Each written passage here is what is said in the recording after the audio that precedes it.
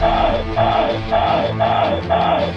देख रहे हैं कांधला थाना क्षेत्र के गांव इस्सोपुरटील में दो पक्षों के बीच जमकर खूनी संघर्ष हुआ।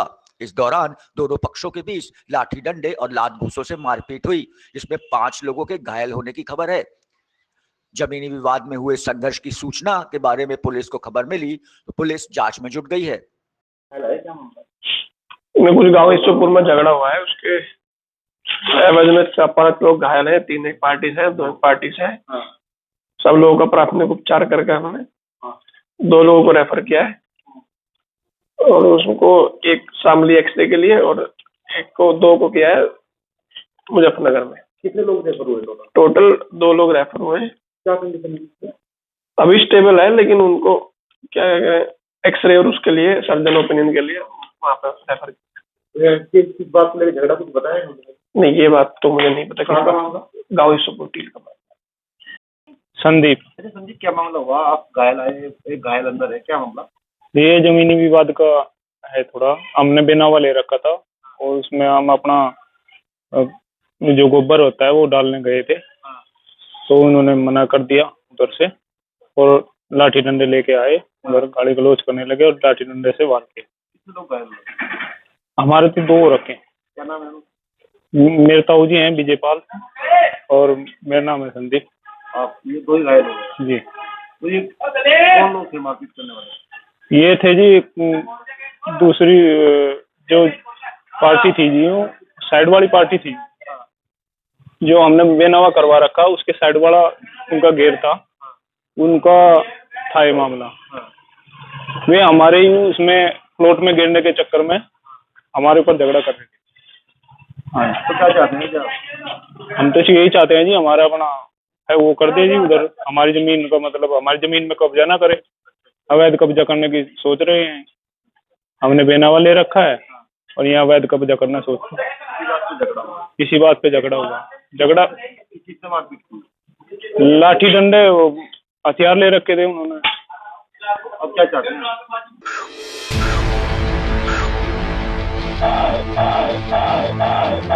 आप देख रहे हैं सीतापुर जनपद की तहसील लहरपुर के अंतर्गत तालगांव कोतवाली क्षेत्र में भट्टा संचालकों के द्वारा मानकों को ताक पर रखकर खनन धड़ल्ले से कराया जा रहा है। जेसीबी के माध्यम से दिन और रात धड़ल्ले से कृषि के इस्तेमाल में लाई जाने वाली ट्रैक्टर ट्रॉली से धुलाई कराई जा रही है, जिससे सड़क पर मिट्टी गिरने से राहगीरों को समस्याओं का सामना करना पड़ रहा है। सब कुछ जानकर भी प्रशासन यहाँ मौन बना हुआ है।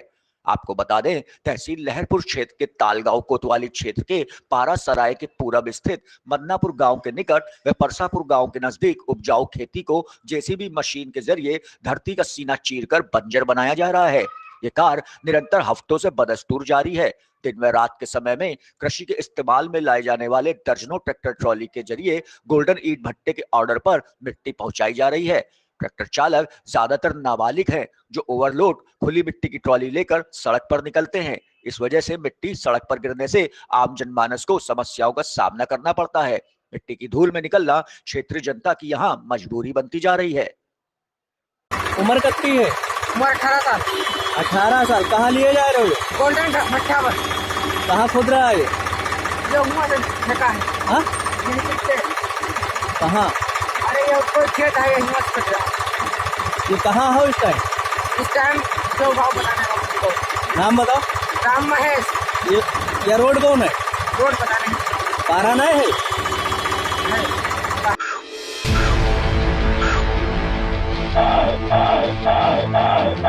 आप देख रहे हैं कानपुर देहात जनपद के रसूलाबाद तहसील क्षेत्र के कहीं धान क्रय केंद्र से उप जिलाधिकारी रसूलाबाद अंजू वर्मा को लगातार शिकायतें प्राप्त हो रही थी। वहीं उप जिलाधिकारी रसूलाबाद अंजू वर्मा द्वारा 2 दिन पहले भी धान क्रय केंद्र का निरीक्षण किया गया था। तब भी धान क्रय केंद्र प्रभारी को हिदायत दी गई थी, लेकिन उस पर एसडीएम के निर्देश का कोई असर नहीं हुआ। इसके बाद पुनः उप जिलाधिकारी को शिकायत प्राप्त हुई तो उन्होंने मौके पर जाकर जांच की और केंद्र प्रभारी को पद से निरस्त कर दिया। साथ ही उसका 151 में चालान भी कर दिया गया। उप जिलाधिकारी ने बताया कि उनको लगातार केंद्र प्रभारी की शिकायत प्राप्त हो रही थी कि वो किसानों से दुर्व्यवहार करता है, साथ ही धान तौलने में भी हिला हवाली करता है। के बाद एसडीएम द्वारा ये कार्रवाई की गई। फिलहाल केंद्र प्रभारी को जमानत पर छोड़ दिया गया है। तुमने तोल चुके हो धान, अब कोई मानक नहीं। मैम इसको दूसरे क्यों की नहीं बात रिसीविंग कर में रहे चार दिन से हैं, दौड़ा? उनकी रिसीविंग हम दिलवा दे इसको रहे उठाओ, ले जाओ चौकी बिठाओ। बहुत तमाशा हो गया, बहुत तमाशा हो गया तुम्हारा। जाइए इसको ले जाओ चौकी बिठाओ। 4 दिन से तमाशा कर रखा है, ले जाओ इसको और दाखिल कराओ इसको 51 में। वो लड़का कहाँ है जो यहाँ सेंटर पे बारी बना था?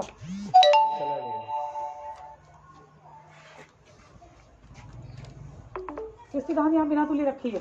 मैम मेरी, लेकिन अब मैं धान नहीं दूंगा। मैं इस्माइल से कल दिखा के लाया, इसने सुबह फिर मुझसे बहस कर दी, ये धान रखी नहीं, वो अब इसको 14 दिन में भेज नहीं, दो। ये मेरी धान रखी, लेकिन मैं नहीं दूंगा। ऐसा है, यहाँ केंद्र प्रभारी तो नहीं रहेगा ये शिवम, किसी भी कीमत पे, चाहे आप केंद्र बंद कर दो, ठीक है? इनको हटाइए, और दूसरा बंदा जो था वो भी नहीं है जिसको केंद्र प्रभारी इन्होंने बनाया था। अब इनको बोलिए लिखा पढ़ी में केंद्र प्रभारी बदले और उसके बाद ये सेंटर चलेगा। अब मैं लिखा पढ़ी में आपको रिपोर्ट भेज दे रही हूँ इसकी, ठीक है? हाँ ठीक। मेरी मैडम 298 हाँ, बताइए। कट्टी तोली है। हाँ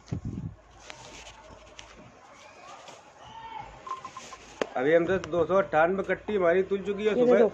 सुबह कह रहे थे, आकाश इसको रखो, ये रिसीविंग देगा वहाँ। सुबह कह रहे थे तुम्हारी धानी आई कब? चलो ठीक है, ऐसा है सेंटर बदलेगा, इसका धान पड़ा है बंद कर दो। कौन है यहाँ पे, कौन है केयरटेकर? ये किसका घर है? इनका धान पड़ा है, ऐसे पड़ा रहेगा जब तक कोई दूसरा केंद्र प्रभारी नियुक्त नहीं होता और दोबारा सेंटर नहीं चालू होता, ठीक है? सेंटर चालू होगा तब आपकी तौल होगी। इसको भेज दो जल्दी, तो आप टोकन लेना है। अभी दूसरा बोला ना आपके सामने कि सेंटर प्रभारी बदलेगा, आप डिप्टी आरएम से बात करिए, जब बदलेगा तब टोकन लीजिए, तब बदलेगा, चलेगा। अब केंद्र का प्रभारी दूसरा आ जाएगा तभी चलेगा, ठीक है? इसको भेज देना, बहुत तमाशा कर रहा है, 4 बार बदल आ चुके हैं, सुनिए ना दाखिल करके।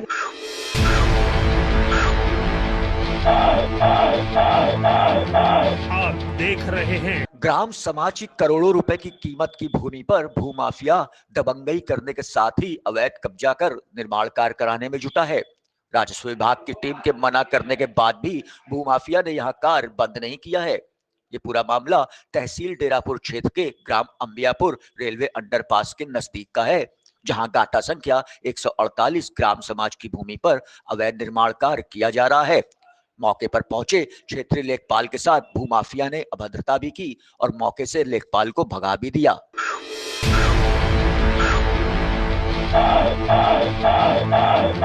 आप देख रहे हैं कानपुर में गुरु गोविंद सिंह स्पोर्ट्स एकेडमी का उद्घाटन हुआ है।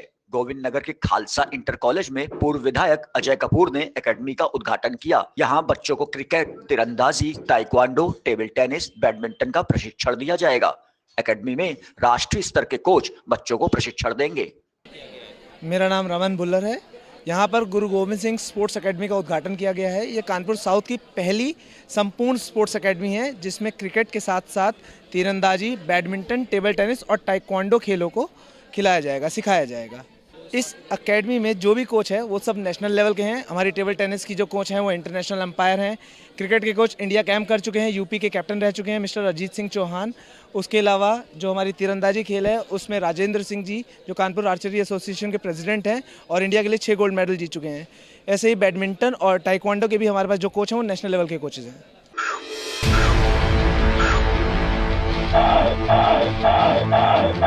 आप देख रहे हैं सीतापुर के पिसावा थाना क्षेत्र में एक बार फिर से अवैध बालू खनन का कारोबार अपनी चरम सीमा पर पहुंच गया है। अवैध बालू की ढुलाई थमने का नाम नहीं ले रही है। बालू माफिया रात दिन बालू का खनन कर अपनी जेबें गर्म करने में लगे हुए हैं। कोई भी प्रशासनिक कार्रवाई न होने से बालू माफियाओं के हौसले बुलंद हैं। देखा जाए तो लग रहा है कि बालू माफियाओं को खुली छूट दे दी गई है। मिली जानकारी के अनुसार पुरैना गांव में खेत वालों को कुछ पैसे देकर ये खनन माफिया शाम 6 बजे से अपनी ट्रॉली भरने के लिए लगा देते हैं। ग्रामीणों के मुताबिक ये खनन माफिया पूरी रात अवैध तरीके से बालू की ढुलाई करते हैं। वाहनों के शोर से ग्रामीणों की नींद तो हराम होती ही है, साथ ही उनकी फसल भी बर्बाद हो रही है। बालू माफियाओं का खौफ इस कदर है कि कोई भी ग्रामीण उनके खिलाफ बोलने से भी डरता है। लोग दबी जुबान से बालू माफियाओं के विरोध में बातें करते हैं। ये हमारे खेत की तरती में यहाँ कर बरुआ खोदी जा रही है। हमारे खेत के नुकसान हो रहा है, मेड़े फटके टूट गए हैं, सब पानी निकल जाओ है। अच्छा, कौन खोद रहा है? ये कपूर पुराना वाले। अच्छा, जबरदस्ती खोद रहे हैं? जबरदस्ती खोद रहे, कहे पर तो लड़ाई झगड़ा कर रहे हैं, हमारे पर तैयार हो गई है। अच्छा, कितनी गहराई तक ये लोग खुदाई कर रहे हैं? ये खुदाई करे 15 फीट। 15 फीट। कौन वाली बालू है ये? ये बालू मकान जोराई वाली। अच्छा, ये कहाँ बिक्री करने के लिए बिक्री कर रहे हैं, बिक्री कर रहे हैं। अच्छा, तो मना नहीं किया आपने? मना करे तो मानते नहीं, मान ही नहीं रहे। हाँ। इसकी कोई थाने में शिकायत या तहसील प्रशासन को बताया आपने? अभी नहीं बताया। अच्छा, ये जो इतने गहरे गहरे गड्ढे हैं, अगर आप लोग खेत आते हैं तो इसमें गिरने का भी डर बना होगा? गिरने डर बहुत ज़्यादा, अगर रात बिरात सिंचाई करो तो गिर जाओ तो मर्जी है आदमी। अच्छा, इतने गहरे हैं? इतने गहरे हैं। अच्छा, यहाँ पे कोई जांच वाच नहीं आई अभी? कोई जांच नहीं आई। अच्छा, मना करने से मान भी नहीं? मान नहीं रहे, लड़ाई झगड़ा कर मारे पर तैयार हो।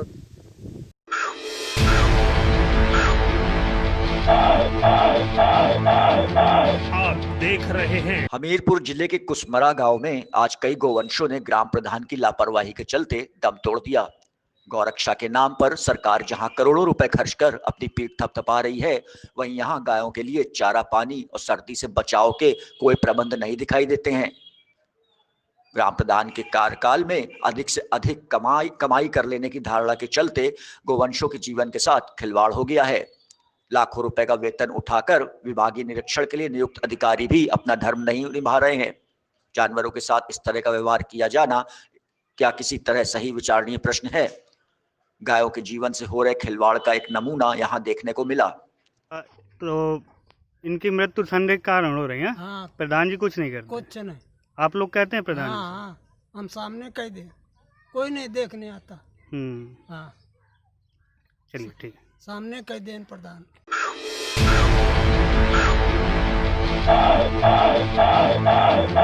आप देख रहे हैं पुलिस भर्ती एवं प्रोन्नति बोर्ड द्वारा प्रदेश के 10 जिलों में पुलिस के कई पदों के लिए परीक्षाएं आयोजित की गईं। यूपी के 10 जिलों में करीब 335 परीक्षा केंद्र बनाए गए थे, जिसमें कानपुर के भी कई केंद्रों में अभ्यर्थियों ने परीक्षा दी।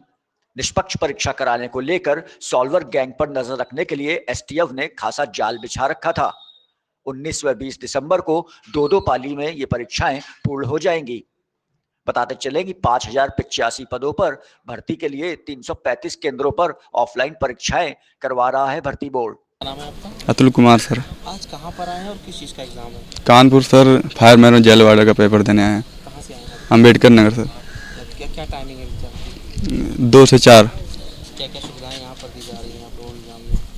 दिक्कतें आ रही हैं? नहीं सर, कोई दिक्कत नहीं, सब शासन प्रशासन की तरफ से कोई दिक्कत नहीं यहाँ पर। कितने बजे से कितने बजे एग्जाम होना है? 2 से 4 सर।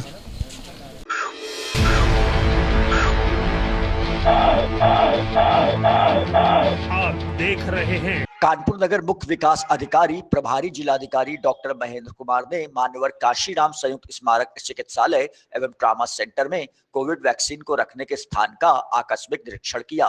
निरीक्षण के दौरान डॉक्टर पीयूष मिश्रा, डॉक्टर दिनेश सचान व डॉक्टर एसके सिंह उपस्थित रहे। उन्होंने कोविड वैक्सीन को रखने के लिए निर्माणाधीन कक्ष को देखा। कार्य को युद्ध स्तर पर पूर्ण करने के निर्देश भी दिए। पूर्व से स्थापित कोल्ड चेन रूम में 4 आइस लाइन रेफ्रिजरेटर रखे थे, जिसके विषय में बताया गया कि ऐसे ही 5 रेफ्रिजरेटर और आने हैं। Dhananjay Singh, cold chain manager, ने बताया कि इनमें लॉगर लगेगा, जिससे इसका टेम्परेचर निर्धारित से कम ज्यादा होने पर कोल्ड चेन हैंडलर को चला जाएगा। इससे समस्या का समाधान हो जाएगा। एक ILR की क्षमता 225 लीटर बताई गई। मुख्य विकास अधिकारी ने निर्देशित करते हुए कहा कि निर्बाध बिजली की आपूर्ति के लिए जनरेटर की व्यवस्था भी की जाए। वहां पर रखे बेड जो खराब हो रहे हैं, उनको प्रयोग करने के निर्देश भी दिए गए।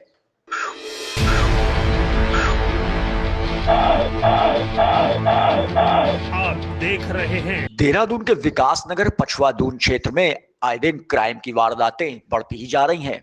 विकासनगर के डुमेट गांव के जंगल में एक युवक का शव पेड़ पर लटका मिला, जिससे ग्रामीणों में सनसनी फैल गई। शव को देखने के लिए भारी संख्या में ग्रामीण इकट्ठा होकर जंगल पहुंच गए, जहां मृतक की पहचान बिरप थापा, ग्राम डुमेट बड़वाला के रूप में हुई। ग्रामीणों से पता चला युवक 3 दिन से घर से लापता था, जिसकी खोजबीन परिवार वाले कर रहे थे। इसकी सूचना गांव के लोगों ने डाक पत्थर पुलिस को दी। पुलिस ने मौके पर पहुंचकर शव को पेड़ से नीचे उतारा और पंचनामा की कार्रवाई की। पुलिस ने मृतक की बॉडी को अपने कब्जे में लेकर पोस्टमार्टम के लिए भेज दिया। एक युवक था 22 वर्ष का, उसकी एक शव मिलने की सूचना प्राप्त हुई थी। इस सूचना पर पुलिस पहुंची थी। पंचायतनामे की कार्रवाई कर ली गई है। अग्रिम जांच की जा रही है। सर, घटना को देख के क्या लगता है, सुसाइड है या मर्डर? बॉडी का पंचायतनामा भर के पोस्टमार्टम के लिए भिजवा दिया गया है और जो है जो परिवारजन जिन जिन तथ्यों के बारे में बता रहे हैं उसकी जांच की जा रही है, तदनुसार आवश्यक कार्रवाई की जाएगी। सर लोगों से जानकारी भी मिलेगी, लड़का नशा भी करता था। अभी जांच चल रही है इस संबंध में। यहाँ बड़ा कारोबार है, इस संबंध में जांच चल रही है और नशे के कारोबार के संबंध में तो विकासनगर पुलिस लगातार कार्रवाई कर रही है। कल भी 2 एनडीपीएस में मुलजिमों को जेल भेजा गया था कि हमारे ही गांव का डुमेट ग्राम का कोई लड़का इसमें पेड़ के नीचे फांसी लगाया पाया गया है। तो जैसे कि हमारे प्रधान जी ने भी कहा है कि यहाँ पे नशे का कारोबार काफ़ी चल रहा है।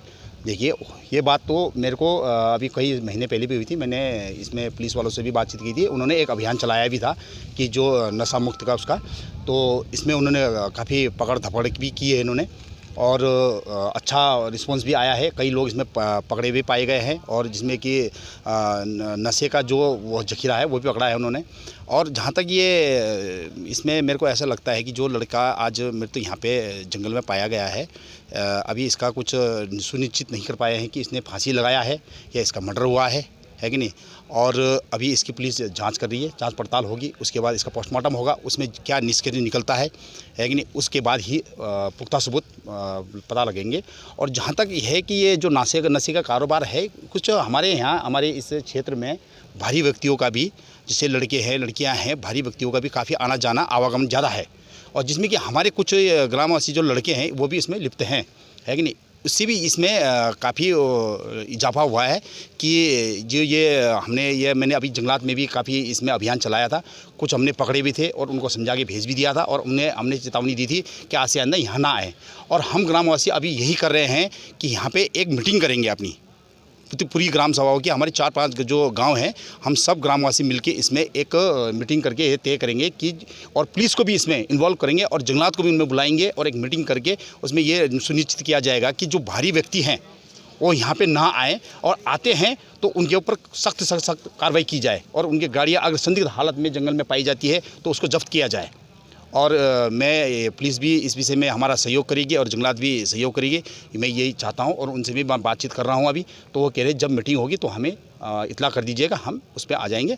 और मैं ग्रामवासियों से भी यही कहना चाहूँगा कि वो भी हमारा साथ दें कि नहीं। पर जनप्रतिनिधि होने के कारण ग्रामवासियों से ये अनुरोध करें, हाँ उनका साथ बहुत ज़रूरी है, उनके बिना ये कुछ नहीं हो सकता। अगर हम कोई कार्रवाई भी करते हैं तो उसमें ग्रामवासी का हस्तक्षेप होना बहुत ज़रूरी है, ताकि हम इसको, अब पहले हमारे यहाँ अब कभी ऐसा नहीं हुआ था, मर्डर केस नहीं मिला था और ये मिल गया है तो बड़ी दुखद की बात है, बड़ी भी है। और ऐसा आगे ना हो उसके लिए हम कुछ कार्रवाई करेंगे, यही चाहते हैं हम।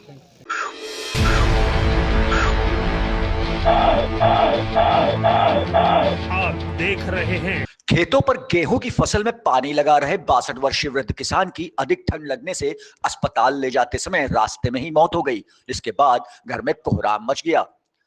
जनपद कानपुर देहात की सिकंदरा तहसील के हिम्मतपुर गांव निवासी बालजीत रात करीब 10 बजे गेहूं की फसल में पानी लगाने गए थे। पूरी रात कड़ाके की पड़ रही ठंड में पानी लगाते हुए वह अचेत हो गए। इसकी सूचना भोर में गांव निवासी श्याम सुंदर द्वारा परिजनों को दी गई। सूचना पर पहुंचे परिजनों द्वारा किसान को इलाज हेतु ले जाते समय रास्ते में ही मौत हो गई। कहाँ के निवासी हैं? ग्राम हिम्मतपुर, पोस्ट राजधानी, जिला कानपुर देहात। आपके हिम्मतपुर गांव में अभी एक लोगों की मृत्यु हुई है, क्या कारण रहा? वो पानी लगाए थे खेत पे अपने, तो सर्दी ज़्यादा होने की वजह से सर्दी लग गई, इसकी वजह से डेथ हो गई। अच्छा, क्या इलाज के लिए कहीं ले गए थे? इलाज के लिए देखा था तो बोले गांव के लोग कि कुछ है, अभी दिखा दो डॉक्टर को, तो लेके गए राजधानी में, डॉक्टर ने मृत घोषित कर दिया।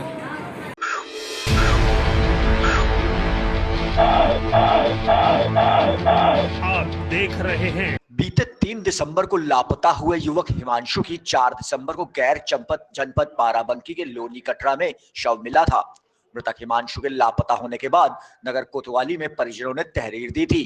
हिमांशु की प्रेमिका व उसकी मां पर शक जताया जा रहा था। शव मिलने के बाद से ही पुलिस हर पहलुओं पर जांच पड़ताल कर रही थी। पुलिस अधीक्षक शिवहरी मीना के आदेश पर अपनी सूझबूझ व अपने टीम का कुशल नेतृत्व करते हुए नगर कोतवाल भूपेंद्र सिंह ने मौत के रात से पर्दा उठा दिया है। हत्या में शामिल लगभग सभी अभियुक्तों की पहचान की जा चुकी है। घटना के बाद से फरार चल रही सेजल मिश्रा व उसकी मां प्रतिभा उपाध्याय तो अभी पुलिस की गिरफ्त से दूर हैं, लेकिन हत्या की साजिश रचने वाले व हत्या को अंजाम देने वालों में आज 2 लोगों को पुलिस ने गिरफ्तार कर लिया है। पुलिस ने वाहिद खान पुत्र सिद्दीक खान निवासी कोथरा कला थाना चांदा व गुफरान अख्तर पुत्र मकसूद अहमद निवासी शाहगंज थाना कोतवाली नगर को गिरफ्तार किया है। इसके पूर्व एक अभियुक्त को पुलिस पहले ही जेल भेज चुकी है। पुलिस ने आज गिरफ्तार इन मास्टरमाइंड हत्यारों से हत्या में शामिल स्कोडा कार व हत्या में इस्तेमाल आला कत्ल पाइप को भी बरामद कर लिया है। ये थाना कोतवाली नगर के अंतर्गत पिछले दिनों अपहरण कर हत्या कर देने का एक मामला प्रकाश में आया था, जिसमें लाश को लोनी कटरा थाना अंतर्गत बाराबंकी के तहत बरामद किया गया था।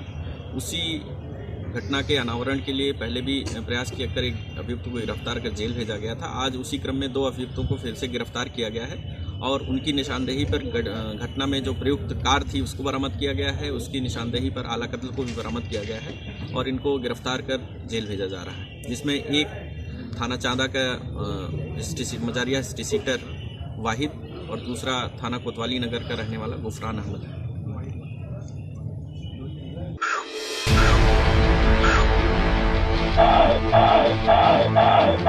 आप देख रहे हैं